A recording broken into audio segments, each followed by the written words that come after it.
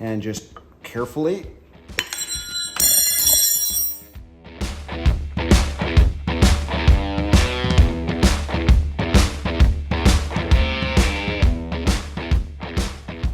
This is the 12-valve, 5.9-liter Cummins diesel engine. It's going to go into the M715 project. I need to get this prepped and ready to go to the shop that's going to do the complete overhaul and rebuild on it. Since it came out of the same truck as that Dana 60 front axle that was full of mud, a little concerned that this engine might be in a similar condition, and I don't want to put it into the truck to have it fail and then need to be pulled out and reworked. So before we take this into the machine shop though, they want it stripped down to what is essentially a bare long block. So they're good with valve cover to oil pan all being intact, but they don't want any of the extra accessories, air conditioning, water pump, alternator.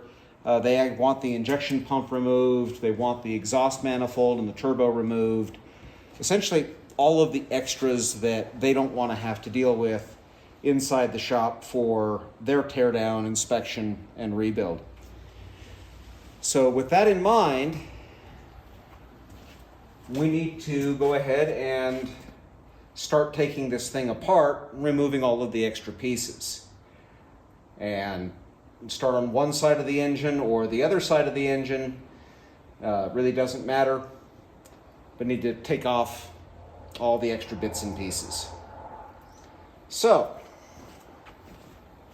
let's get started. I think we're going to start on the turbo side or exhaust side of the engine first.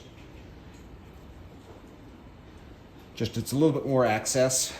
So we need to remove the turbocharger, remove the exhaust manifold, remove the alternator, and this bracket that runs clear up this side of the engine to support the air conditioning compressor, but it's also got some pieces into the cooling jacket and whatnot. But we're going to start with taking the turbocharger off, which means we're going to unwind this heater cord that is attached here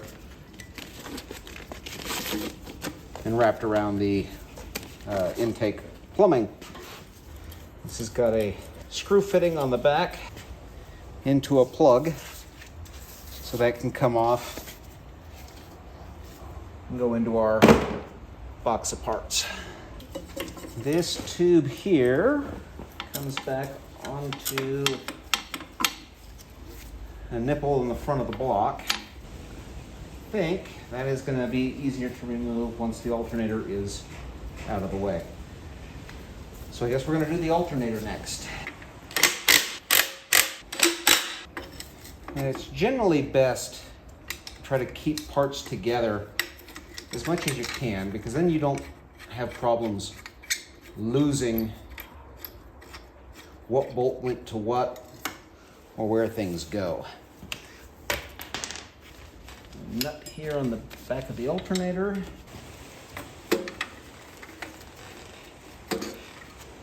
There we go. One alternator. I'll go ahead and put that bolt through the bracket where it came from, and that can go into our parts box. So the plumbing on the top of the engine can come off as well. This doesn't need to be part of what we're giving to the machine shop for the rebuild. Put the screws back in place so they don't get lost. Something called a hose pliers, if you've never seen them. Just a pliers with a curved jaw, so you can grab a hold of a hose and give it a twist, try to encourage it to do things that it doesn't really want to do.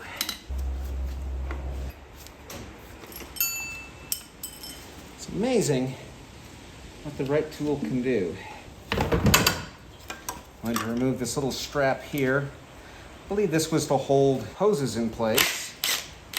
I don't know if I will reuse that or not. It looks like it's pretty well rusted and kind of given up the ghost. We've got an oil line here for the turbocharger that is connected into the oil filter fitting. We also have the return line, which comes down here into the oil pan, and there's a sort of a flex fitting on it. I think we're going to be ahead to go ahead and remove these oil fittings at the bottom and the oil fitting here at the filter to take the turbocharger off. Just in case this drips. We'll see if I can get in here with this. So we'll try an 11 millimeter, see how that feels. 11 millimeter is sloppy. How about 3/8? Still too small. We're back to the 10 millimeter, which is tight. I think it's just the corrosion.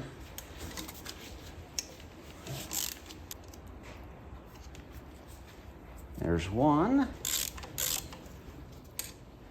And there's two. Go ahead and loosen these hose clamps. Okay, let's work on taking the other oil line loose. I have to overcome some of the stiction with the fitting, wanting to rotate around the hose. Okay.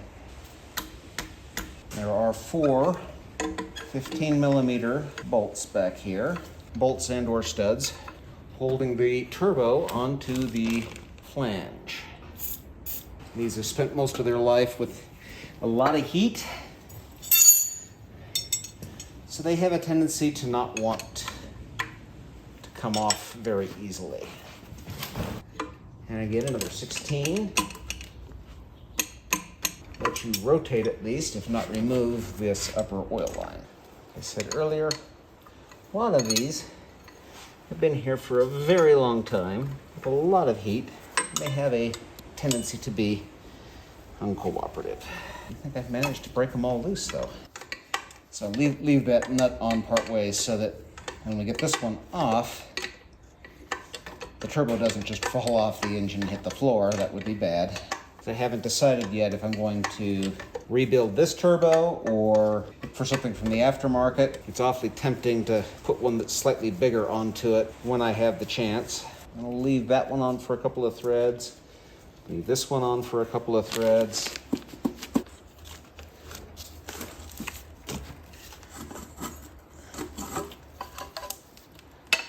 And just like that, we have our turbocharger off, and that can go in the box of parts.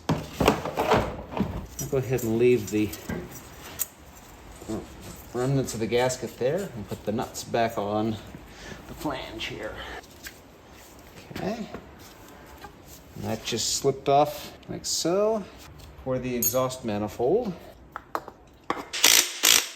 I'm kind of rocking these back and forth a little bit. I'm trying to help bust the rust loose. They don't just want to come. That one didn't argue much. Just kind of work them back and forth a little bit, and it helps break down the sticky. Okay, that one doesn't want to give. So breaking one of these bolts would be bad. Stripping that would be bad. So we'll see if we can get it with just pressure. Okay. Well, that's going to be awkward. Felt like that might have moved. Yeah, that did it.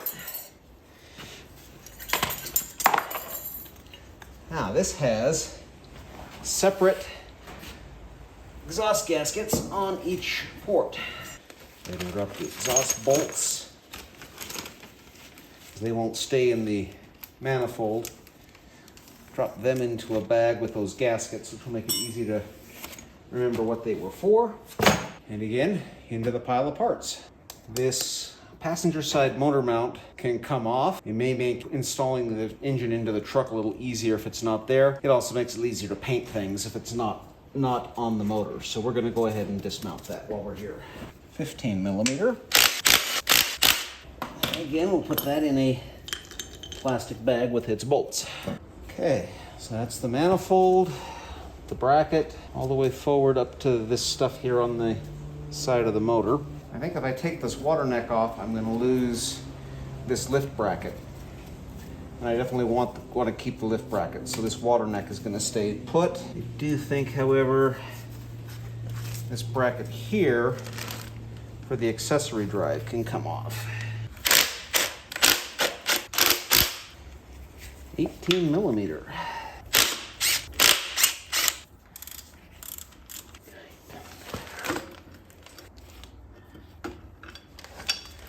Okay, comes off the water jacket. Now we're going to move up front. We need, same way, we need all of the accessories, the extra pieces that the machine shop doesn't want to see removed. Now, they called out the water pump specifically as something they wanted to have be gone. I suspect the harmonic balancer can go, this tachometer can go, this idler has to come off in order to get the water pump off. I think I've had the harmonic balancer on this one off before because the bolts here are only finger tight.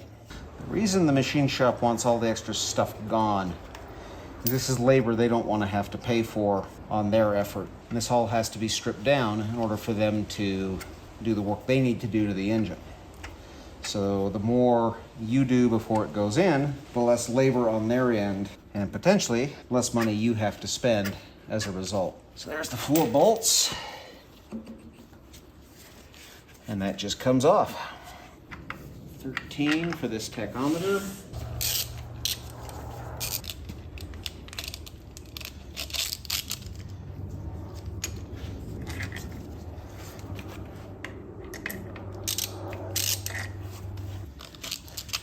Okay.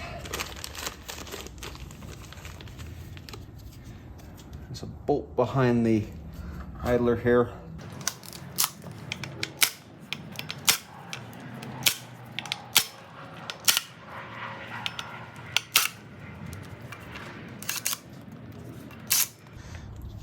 This is the hub for the mechanical fan. Given the length of those, I don't think I'm going to be able to get the ones that are behind this pulley off without removing the pulley. And similarly, it's going to be very inconvenient to get to the bolt for the water pump that is behind the pulley without removing the pulley. Managed to get the idler pulley off with a puller. And then I was able to pull the 4 bolts behind it and the 2 bolts holding in the water pump, as well as finishing to dismount the tachometer. So that finishes up the teardown on the front of the motor. I think let's go ahead and go around to the back. Now there obviously isn't very much to actually take apart on the back side of the motor, but we do need to remove this adapter plate. This is what takes the Cummins block and mates it to the Chrysler transmission pattern.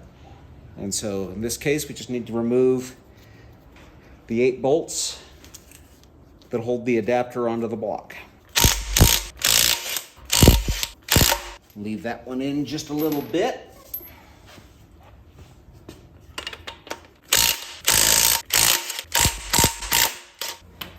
Now obviously this has already had the flywheel removed previously.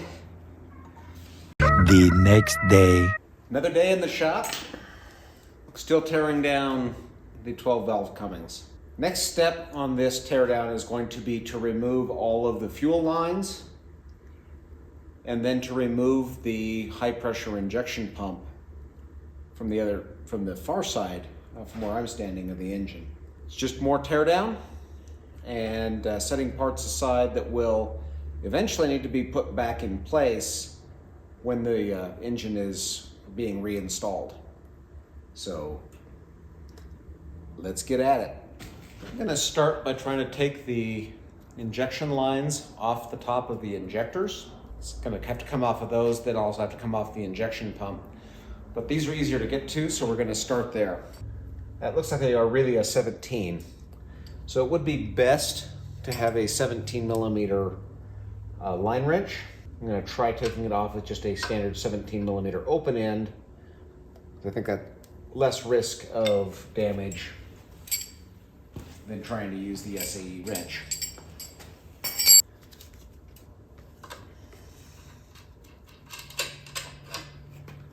That one at least seems to have come off easily enough.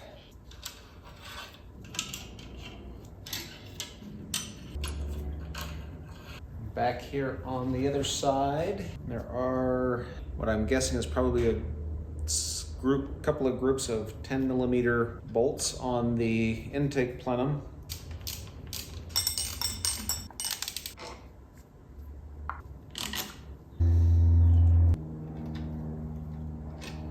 Okay, coming back around to their sides. So the 4 bolts were here and here and here and here, up here at the top. So the next up is we need to remove the 6 injection lines from our injection pump. Those are 17mm. There's not a lot of space to work in here. So if you have a line wrench, it'll probably make things easier, but should be possible with just a conventional wrench as well. Just a matter of the order in which these things will have to come off. Unfortunately, they don't appear to be super tight or rusted and corroded into place, so they are coming off fairly easily. If you have a P-pump motor, this will have a slightly different configuration to everything that you're working with. I will be removing the throttle linkage here momentarily, and I think from an order of operations, may make things slightly easier if that were removed earlier in the process. Okay, so I don't believe I need to take this apart, but I do need to disconnect the linkage here at the pump itself. And this is attached via 2 nuts that of course are up here from underneath. Okay, so that just pops off. That appears to be, it's a little bit sloppy as a 13. Let's see how easy that comes off. Definitely has the feel of a nut that's got some corrosion.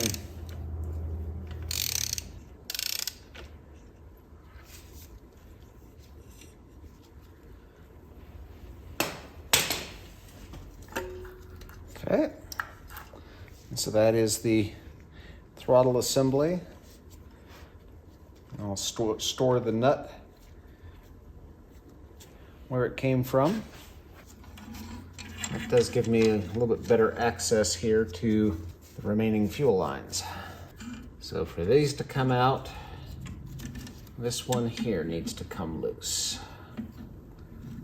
So they're kind of split around the pump, which suggests the pump is basically a sequential firing order as it rotates.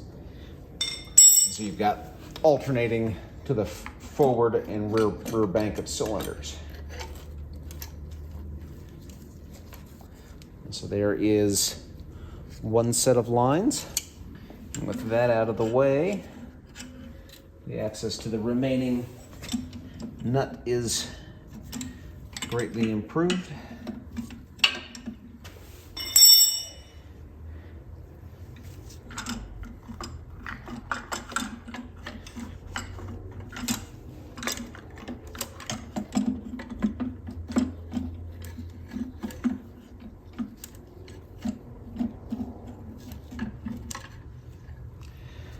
And there is the forward bank. Now we do have our return line here that runs along the side of the engine, comes along and up the side and connects to a banjo bolt here that is behind this line that goes into the intake plenum. So we're going to need to remove this line first, then remove the banjo bolt, and then that will free up this return line. It does look like it's got a couple of eyelets on it to mount it, to attach, that are not attached to anything on this motor.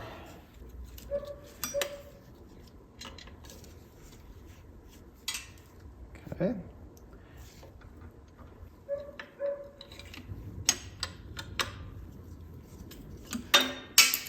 And again, for purposes of keeping things where they belong, I am going to go ahead and stow this attached to the pump. You're kind of on the larger side for that banjo bolt.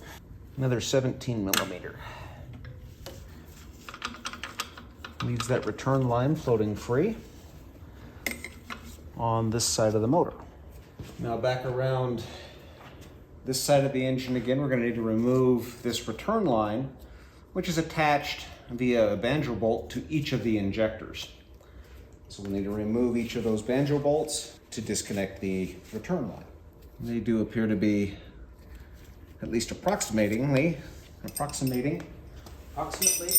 they do appear to be approximately a 10 millimeter.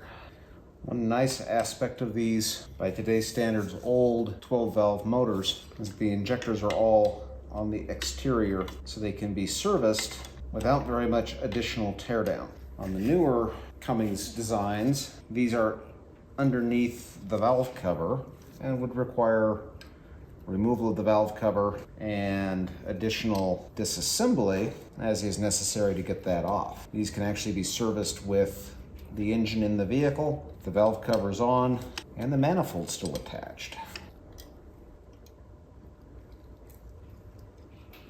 Now, I am going to actually bag these injector return banjo bolts because I will actually want to send these injectors out to be tested and want to make sure that the bolts don't get lost in the process. Okay, I think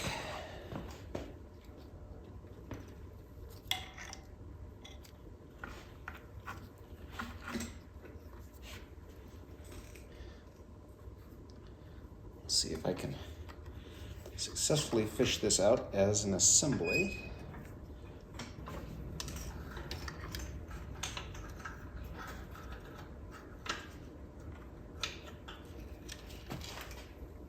That took a little bit of doing.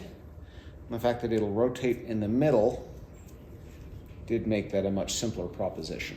Again, back around on the other side of the motor, we have a lift pump that doesn't need to be here.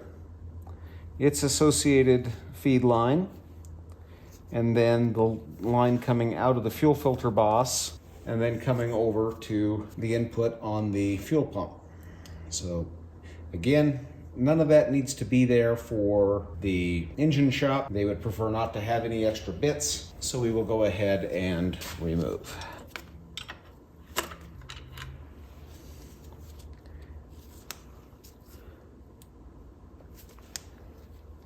Okay. This is an old school mechanical lift pump.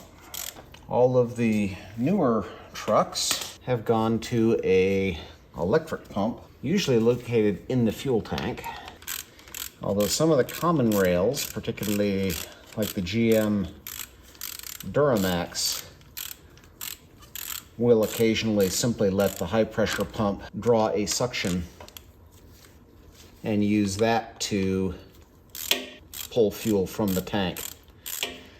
For the 715 application, this will be nice as it will not require me to install a dedicated lift pump in the tank or between the engine and the other. I'll be able to just continue to use the factory style mechanical lift. And that is my banjo bolt, and I'm going to put all of this in a bag together, because this part is small enough to fit in a bag. And so now I'm going to go ahead and take the other side off. One of the upside sides of having all of this teardown on video is when I go back to put this together, we'll just go back to the tape and say, how did it come apart? It can be very useful to take pictures or video when you do it. The line here on the pump is a 14 millimeter. Thinking that all things considered, it may be simpler to just remove that filter. There we go. Successfully extracted that without having to remove the filter. Attachment here for a spring to the front of the timing cover. So that takes care of everything that was attached to the pump. Now, Realistically, my shop doesn't want to see a fuel filter, so we will spin that off, being mindful that it is most likely full of diesel fuel, and we do not want to lose the water sensor, although we will replace the filter with the new one when we reinstall the engine. Make sure there's no extra pieces like this rubber gasket that got left on the end of the nipple. That will cause problems if you don't know that it's there and you go to install another one. Okay, this bracket can now be removed. And again, into a bag. While I'm thinking about it, go ahead and remove the oil filter, which is on the other side of the engine and doesn't have the appropriate lugs for that oil filter wrench. And so we will use a more conventional one. Likewise, they don't need the intake horn or the grid heater. And we'll see in a minute how easy it is to just remove the dipstick in its entirety as well.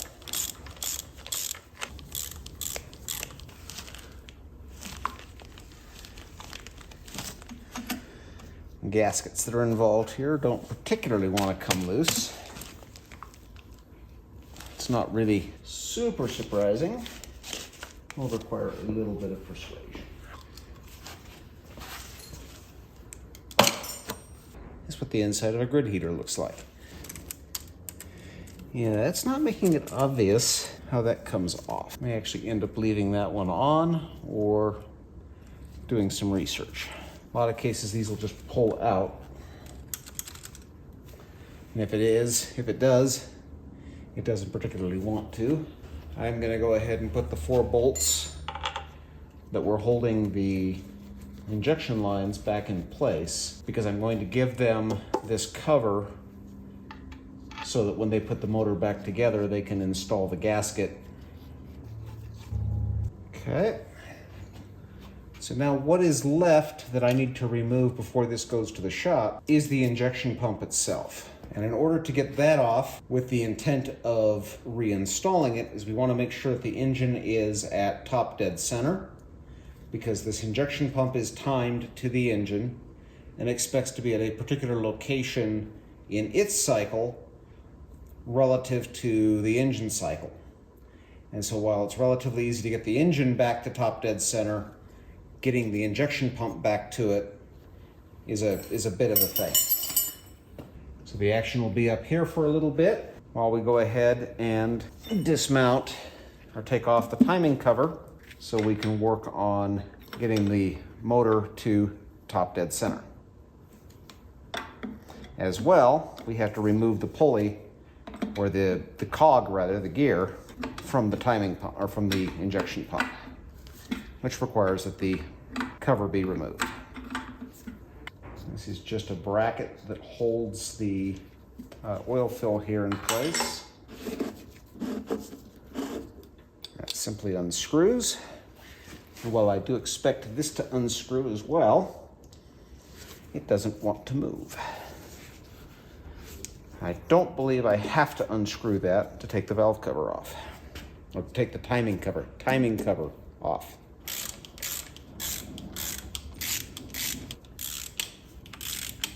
So that second to last one was a shorter one that came out.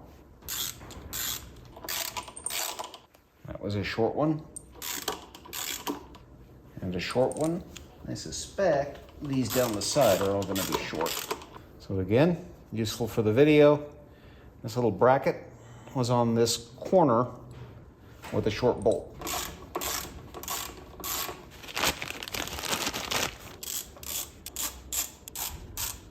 This one with the extra knob is the third one in from the corner. It is a longer one. And right next to the crank pulley is a short one. And a short one on the other side of the crank pulley. And a longer one here, one up from the crank pulley. And that gives us access to the timing case. And right here inside the front edge of the timing cover is our front main seal for the engine. And this one's got a pretty significant catch. I am guessing this motor probably had a pretty good oil leak because the lip of the seal was folded over backwards and probably caught on the timing case. And there is a gasket around the perimeter of the timing case. This is our crankshaft, this is our camshaft, and this is our P-pump, or our pressure pump, high pressure pump. And I think this guy right here is our killer dowel pin. So this aluminum external housing here is located. There's this little pin in here that is known to work its way out. And when it works its way out, it lands in the gear train, and we end up with gears being destroyed by that little steel pin. Now, the way they do this to time this engine is there is a little hole in the backside of the cam gear ring, and there's a sight hole for it which supports the timing pin. That's interesting. The timing pin on this engine is missing its O-ring. And the idea is that you rotate the engine until the timing pin will fully engage in that hole, and then you have the engine at top dead center. So the trick at this point is to rotate the engine. Since I no longer have anything on the front nor anything on the back to make that easy, we're going to improvise. I'm going to try to move you so you can see the action. So struggling a little bit to figure out how to set up the camera so that you can see this, because this is the timing pin location right here. Okay, that took a little doing, but I finally got it to where the timing pin is in frame.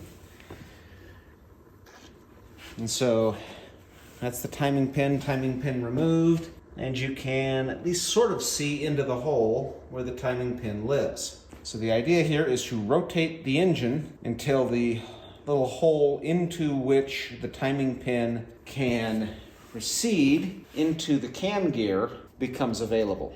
And so the trick to this is to either sit here and push on this while you rotate the engine until it drops in, or to find another means by which you're able to track things around. You also want to pay attention that you only want to rotate the engine clockwise, not counterclockwise. So forwards only, no backwards. We'll see if my fan holdback tool here is going to work to rotate my motor. That appears to be the case. Let's see if we can do this with one hand and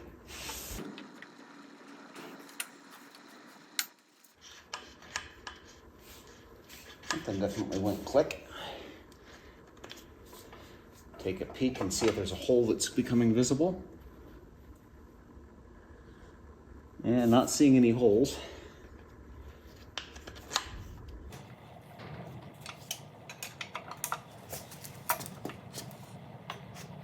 We'll take up two full rotations of the engine crank in order to rotate the camshaft. Ah, that was what I was looking for. Let's see if I can, there it is. Okay. And yes, indeed, there is my hole.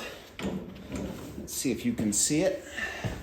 Hopefully that still turns out. You were able to see the little hole that's back in there. So the whole idea is that this timing pin just drops into place, and that assures that the engine is at top dead center, which means the pump is timed for top dead center.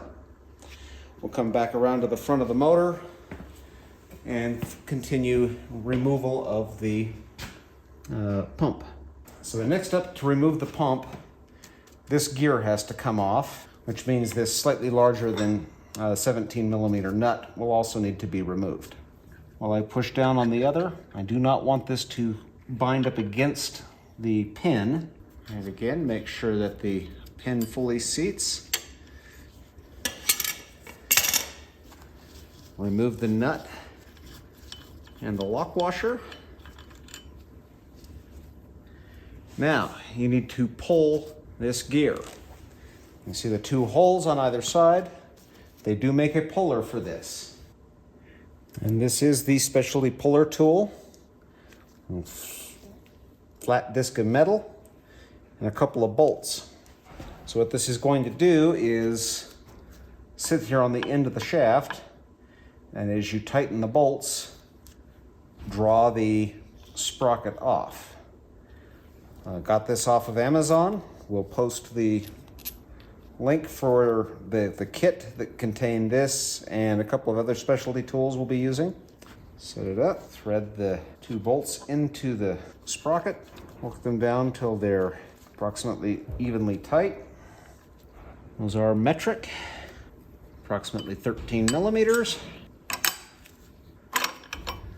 but not quite exactly 13 millimeter. I'm guessing actually it might be 12. Yeah, 12 mil.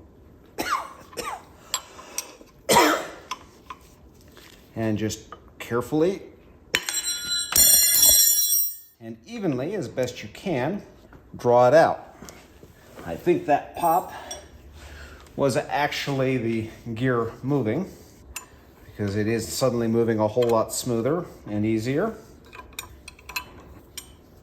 Now, before I draw this any further, I am going to go ahead and leave a couple of marks. You'll note that there is a circular dimple right here that is lining up with the E Edward on my pump.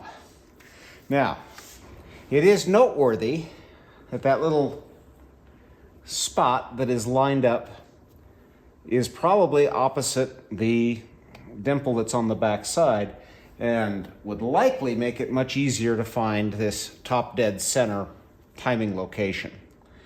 But by having these 2 marks here, and again noting that that is this little dimple and the E Edward, again when I go back to watch the video later, when I'm putting this together, that was the location for and of timing. Now we'll go ahead and continue to turn these the correct way to remove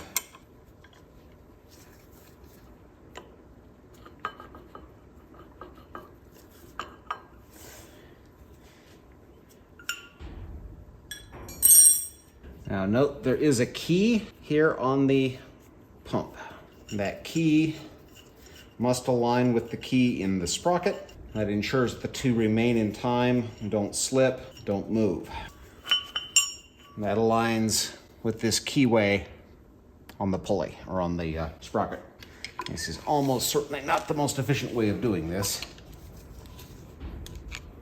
So it is just a little semicircular woodruff key.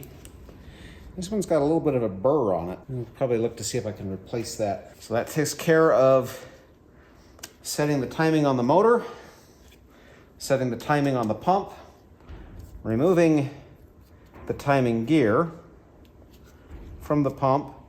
And there are the 3 bolts that come from the back side that hold the pump in place. So we'll move to around the corner and pick up the action. So from this side, it's this bolt here, a bolt that you can't see. It doesn't feel like it has a nut, and one here on the back side. According to the interwebs, it is impossible to remove the pump without this specialty 13 millimeter wrench, as this is necessary in order to gain access to the bolts that you cannot easily see.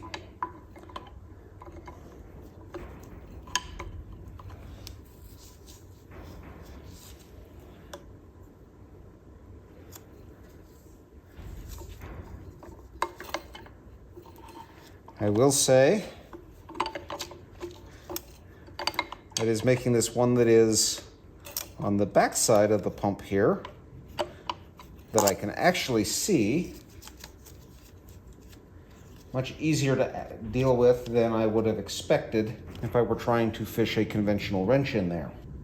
This one would be very frustrating with a traditional wrench, because there's just no space, although you may be able to get a thin wall socket with an extension. The one here in front is not particularly difficult to access. I am relatively certain I felt the pump shift, so I don't think there is a nut on the third stud. I'm going to choose to leave that there so that the pump remains in place while I remove the other nut. See if I can do this and not drop it.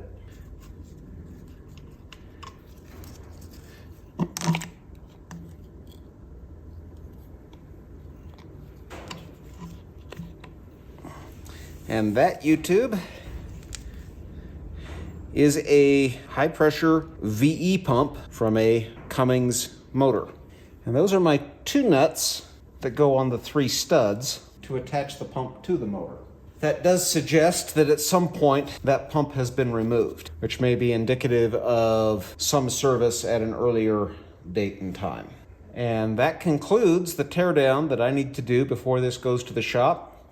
I will have them pull the injectors and send them in, because that can require a special tool to get the injectors out, particularly if they are stuck or not wanting to be removed. So with that, we're ready. You know the drill.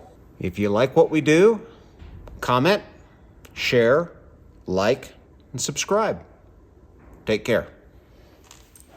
All right, so I kind of lied. I'm going to go ahead and try to pull the injectors myself. This is a 24 millimeter socket for the hold down, and then pop the injector loose, and that's an injector.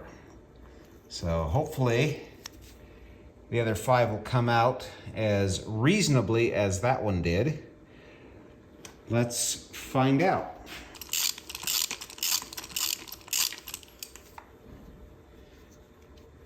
That is now relatively loose. And a 15 millimeter, nope. Well, yes, it's 15 millimeter. 15 millimeter wrench fits the top of the injector. You can kind of sit here and try to work it back and forth. See if you can get it to start to move for you. If it doesn't move, you'll need an injector puller to get it out. But once it starts to wiggle, just kind of keep wiggling on it, and eventually the stiction should let go and it'll come on out. In my case, now that means I can take these in to the injector shop and have these evaluated and rebuilt while the engine is off being rebuilt. So I can have that happening in parallel instead of asking the machine shop to pull the injectors and send them over for me.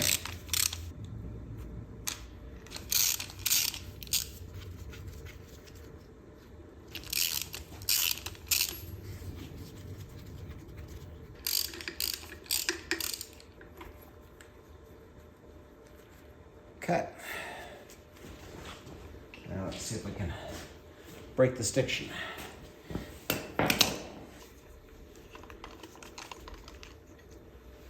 There we go. I will say the upper O-rings on these appear to be mostly gone or weren't installed when whatever previous work might have been done to them.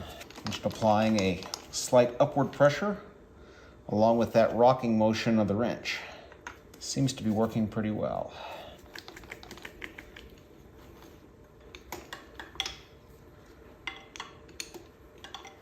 And I even got that one on the end that is harder to get to.